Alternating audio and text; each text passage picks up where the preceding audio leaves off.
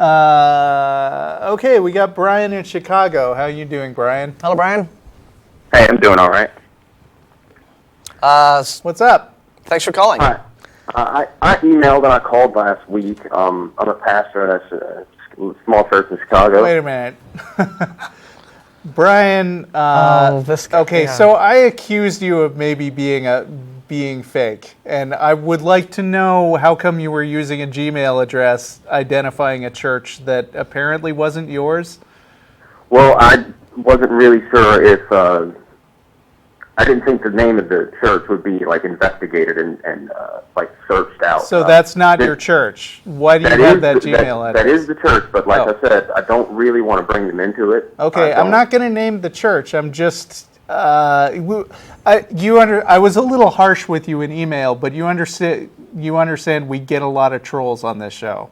My brother told me that y'all get quite a lot of prank All right, callers. yeah. I'm gonna trust you since you called, and there should be no reason to worry about. I mean, we invite pastors to call. We have. I've had a pastor sitting right here next to me. Yeah, there should be no worry that if of any kind of we're not going to infect your church by simply by your talking to us over the phone or on a television show. There's not going to be any. There shouldn't be any reason why you should be worried about affiliating yourself with your church and saying so outright. Well, my concern is that my brother was very involved in the church, and he just a couple months ago he called your show, and he'd been apparently watching you guys for a while. And so, I mean, why does that bother you? Are you your brother's keeper? No, I should clarify that it doesn't really bother me, but the reason I was trying to keep my church out of it is because none of them know. And I'm pretty sure that he doesn't want them to know. They're kind of close to their family. He doesn't want them to know. Okay. Yeah. Well, let's just move on. What's your question?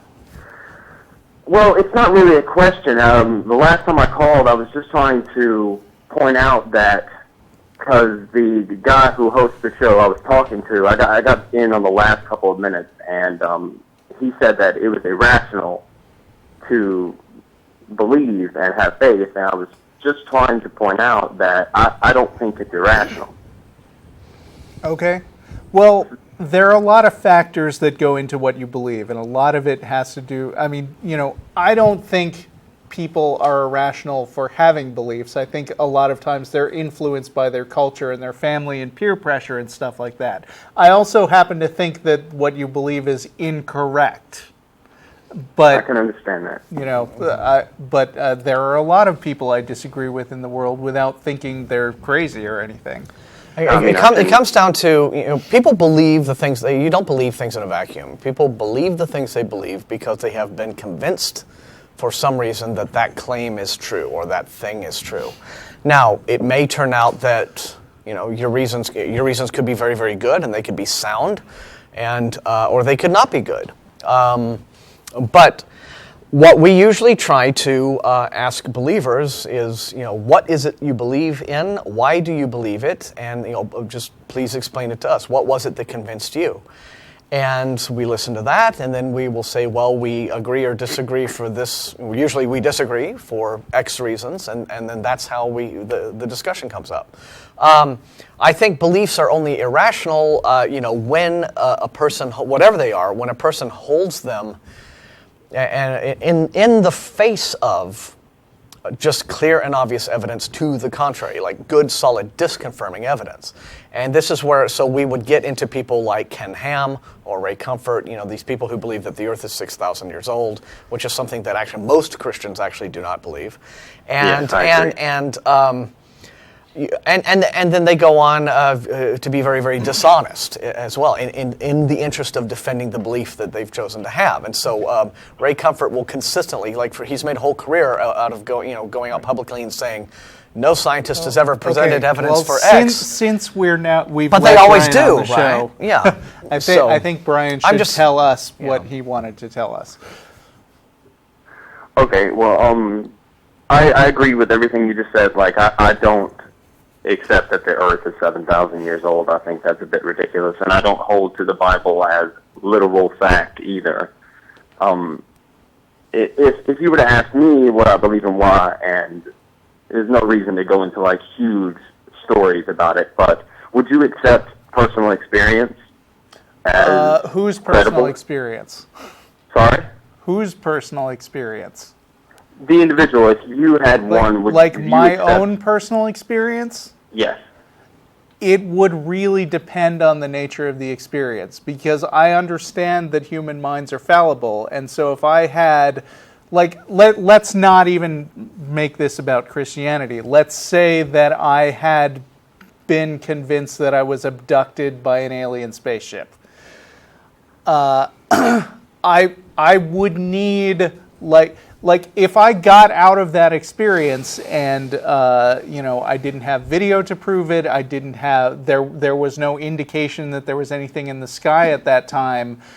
If in short there was no way that I could back it up, I might feel persuaded by my own personal experience, but I still might hold the doubt that it could be some kind of dream or other weird thing. So I think that people are mistaken about personal experiences frequently, and I wouldn't take that as the most definite form of proof of something. Okay, so say you had, well, I'll use your example. Say you had the alien story and you believed that you might have been abducted, maybe. And you had your doubts, so let's say it was on a scale between 1 to 100, you'd say if you were right in 50%, but you remember specific events that would have put you slightly more inclined, maybe at 51% or 52% in the actual belief of accepting it as true. Okay. Would it be fair to go ahead and believe it based on faith, not to an absolute certainty, but to a degree which you were confident that this probably most likely happened? I wouldn't necessarily say, I wouldn't necessarily embrace it to that degree, because again, it could still have been some sort of strange, vivid hallucination or mental episode that I could have had. I've had very, very vivid dreams that felt quite lifelike when I was having them.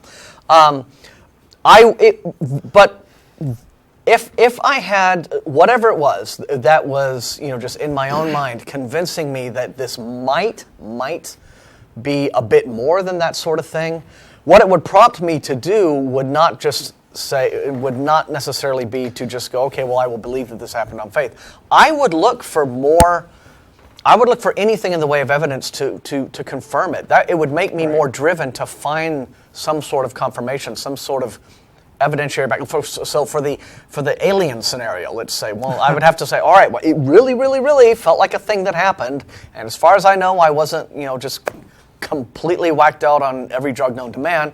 So let me retrace my steps that night. Let me see if there are any landing gear burn marks on the ground. Let me see if check to make sure I haven't been probed anywhere uncomfortable. Right. You have to want it. There should be, if something really, really feels more and more vivid, you would expect to have more evidence. So when the line that people usually like to use in certain situations where they say, absence of evidence is not evidence of absence. Well, in a situation where if the claim were true, you would expect there to be evidence, well then, no. Absence of evidence would be evidence of absence. So the more vivid and the more realistic and the more that I was convinced in myself that something actually happened, that would prompt me to really, really try to find the evidence for it. But I would expect to be able to find something that I could show someone and say, look, see, I wasn't just freaking out here. See, to me, the example of the aliens kind of fails in this particular conversation because... Okay, right, well, let's bring it back to religious beliefs then. Yes, okay. So I'll give you a quick little example. What happened to me was when I was younger, I spent a little bit of time in jail. And when I was in jail, I had dreams of Jesus. And he came to me. Yeah, okay. That's how it goes. Okay. And keep going. Go ahead. No, we're sorry. Okay. Keep going.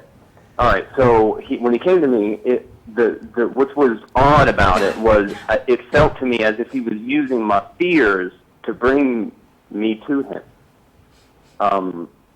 I was in an area that was like really high off of the ground, and there was a board that I was walking on, and I could see his feet at the end of it. And I didn't want to look up at him because I was scared. I was holding onto the wood, and he says to me, "Come to me."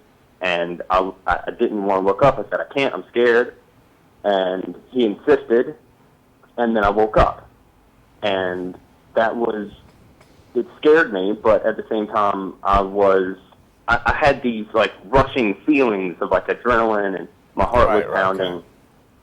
I mean, I don't know if of course that's not going to be good for you, or it's not going to convince anyone else, and I usually don't go around preaching that particular story to people. It's not what I'm trying to do. But the long and short of it is, you had a vivid dream about Jesus. Right. I mean, I said one of the reasons I might not be sure about my alien experience is wondering if it might be a dream, and you're just saying you did have a dream, and that was pretty much it. Yeah. And I mean, the way dreams work, stuff that's already in your subconscious, and I'm sure you were familiar with the religion at the time already, just kind of bubbles up and gets thrown together in sort of semi-random patterns in ways that seem interesting or meaningful to you at the time. So that doesn't surprise me, the story you just told. Yeah, I mean, I have a dream that I just very briefly I can recall from.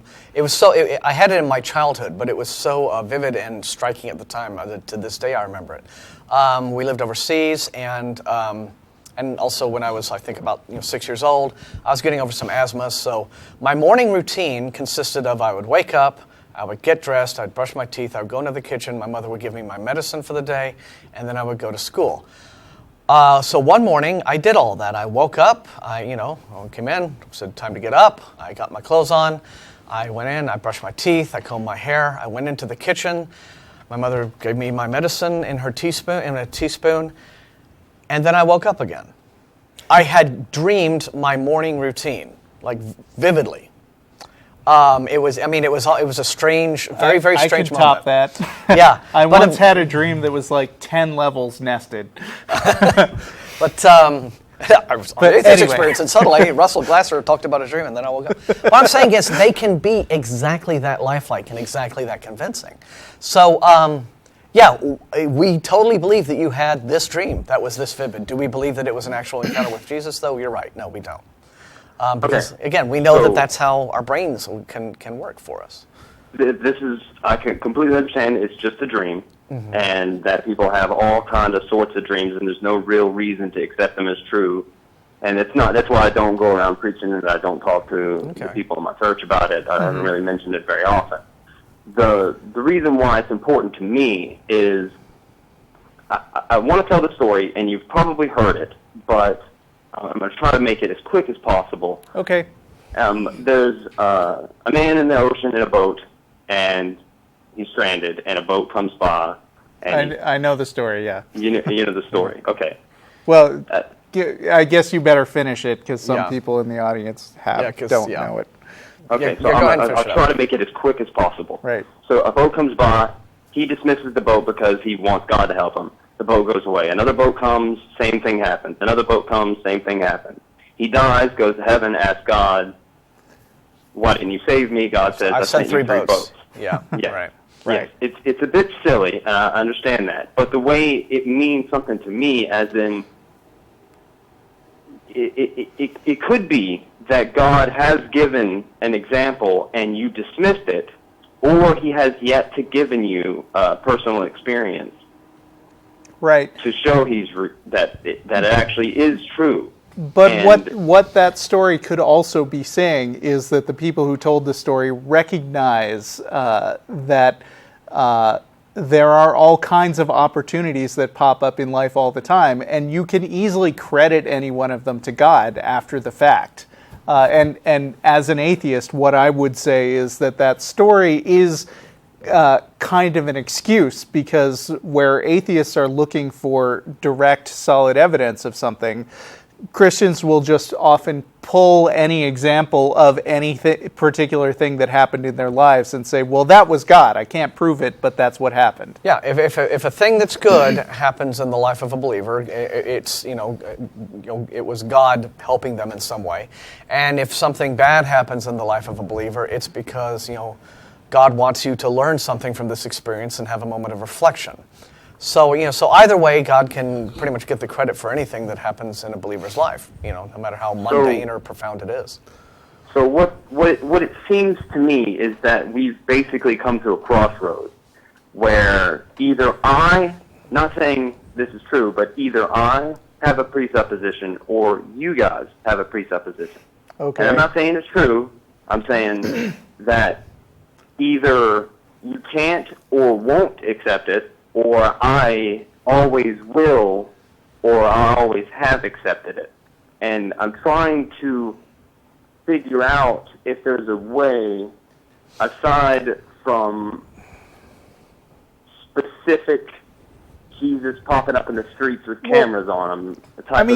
Here's ultimately what I think. There is no absolute certainty about anything, and so I don't rule out that what you think could be true. But the difference between the point of view that I'm taking and the point of view that you're taking is that I would say you don't want to believe stuff without strong evidence for it, which means you don't just believe things by default like there was an omnipotent creator of the universe. It matters whether you can demonstrate it. Just like in my alien story, if there were alien ships, you'd expect them to be popping up all over the place. And so what you do is try to cross-reference it with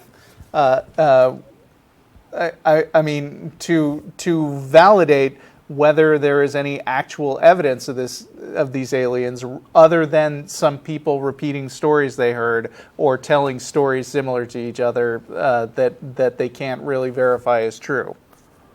But this is where, to me, faith comes in. This is why it's important. But I don't accept faith as a good way of knowing things.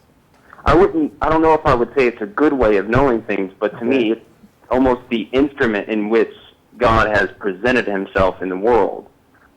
All right. Now, think about what you just said there.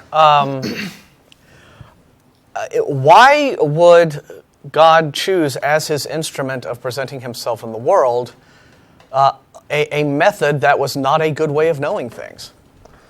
The only thing that I can think of, and again, I'm no theologian or really completely studied into all of the history of it, but the best explanation that I could muster would be that he has some reason that I just don't understand for it. Okay. Maybe there's some criteria in which he's filtering things through, and this is part of the filter.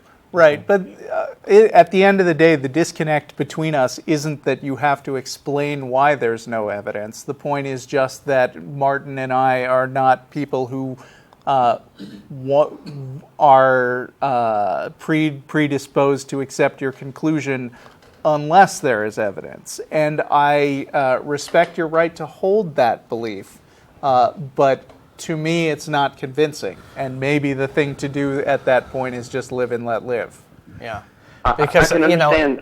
I appreciate that, but my reason for calling isn't to necessarily convince you. It's no. You're trying to just explain where you're coming from. Yes, and try to present it that I don't believe I'm being irrational. The call I had last week, the host said I was irrational. It was the last thing he said before he hung up on me. Well, then let me explain where why he might have hit you with that, apart from just limited time, and so.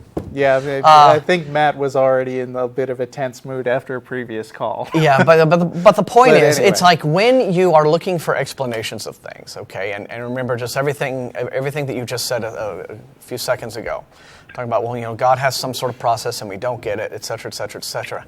If you are looking for explanations as to why things are, why reality is the way it is, and what you're coming up with time and again is, there's this unknowable being and he does these mysterious things in unknowable ways that we can't fathom. That's not really a satisfying answer, right? And it doesn't really. It's a big non-answer, and then just to say, but I will justify holding it on the basis of faith, further seems to just make it more. It doesn't seem like the most rational way to go about looking for things. I don't think it's unknowable. I mean, I believe that I do. Or maybe not unknowable, but at the same time, right now, just so thoroughly mysterious that all we can do is shrug our shoulders and say, well, it's thoroughly mysterious. And I don't know. I mean, I think that we could probably do better than that. And it does sound like, I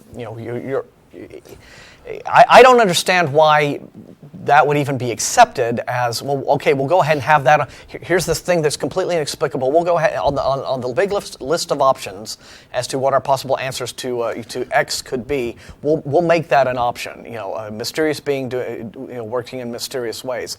Why? Why would that even be? It seems to me to be so outside the realm of even consideration. You don't think it is an option?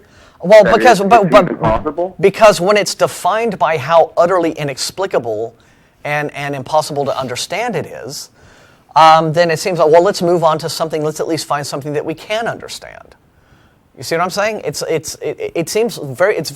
God has really no utility as any sort of an explanatory thing, if it always comes back down to, well, his motives are beyond us, or it's beyond our ken or understanding, or his ways and his reasons are just far too mysterious for us to fathom at the moment.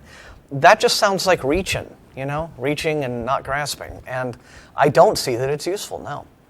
I mean... It seems to me that it's like there's two types of people. Like the cup is half full, the cup is half empty. And I seem to be on the side of the cup is half full. I'm not saying that y'all are pessimists. I'm saying that in this particular I think question... you're... I think you're assuming by default that some very complex, very detailed thing is true, and you don't want to have to look for reasons to support it. It's not that I don't want to look for reasons to support it. Right, but I you believe don't... that my personal experience is enough for me to believe it. Okay, but it's not enough for me. And Brian, I'm going to let you go so we can move on to other callers, but I do want to say one thing. I mentioned I was really rude to you in email this week, and you have been nothing but polite and a pleasant conversationalist. And I just want to say that I'm glad to find out when I'm wrong about you. So, well, thank you. I enjoyed the conversation. All right. Take care. All right. Bye. Have a good day.